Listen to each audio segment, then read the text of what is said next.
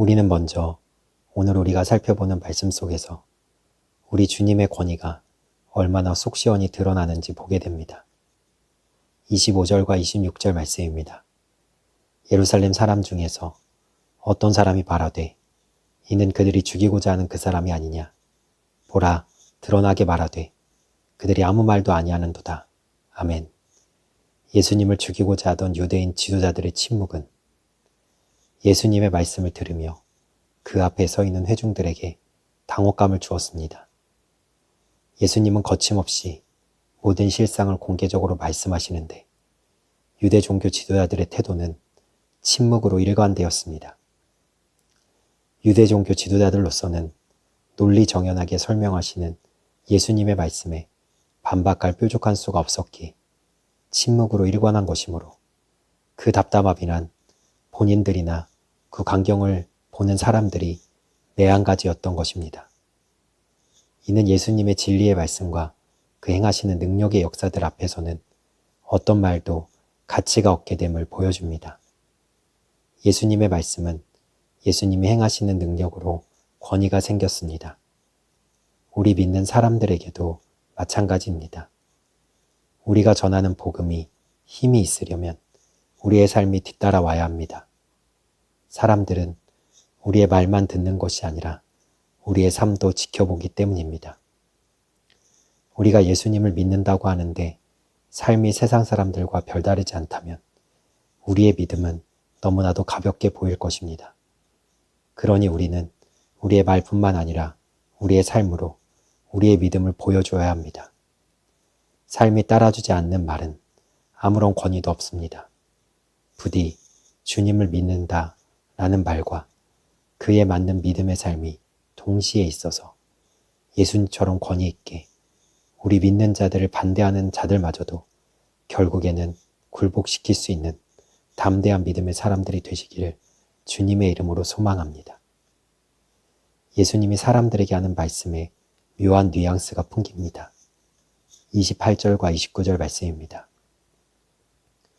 예수께서 성전에서 가르치시며 외쳐 이르시되 너희가 나를 알고 내가 어디서 온 것도 알거니와 내가 스스로 온 것이 아니니라.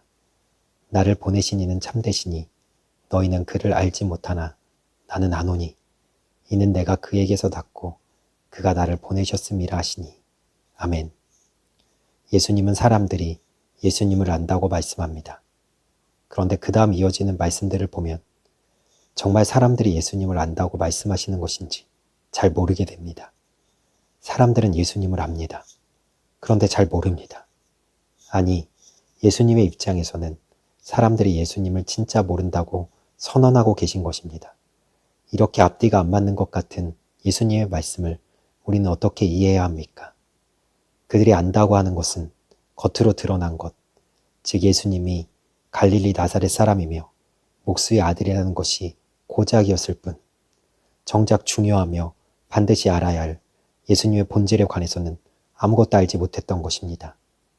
사람들은 알지만 알지 못했습니다. 예수님의 육신적이고 배경적인 것에 대해서는 알았지만 정말 주님이 어디서부터 오셔서 자신들을 위해 어떤 일을 행하실지에 대해서는 전혀 알지 못했던 것입니다. 그래서 주님이 이어서 하시는 말씀은 전혀 이해하지 못합니다. 33절과 34절, 36절 말씀을 봅니다. 예수께서 이르시되 내가 너희와 함께 조금 더 있다가 나를 보내신 이에게로 돌아가겠노라. 너희가 나를 찾아도 만나지 못할 터이요 나 있는 곳에 오지도 못하리라 하시니. 그들이 찾아도 만나지 못할 터이요 나 있는 곳에 오지도 못하리라 한 말이 무슨 말이냐 하니라. 아멘.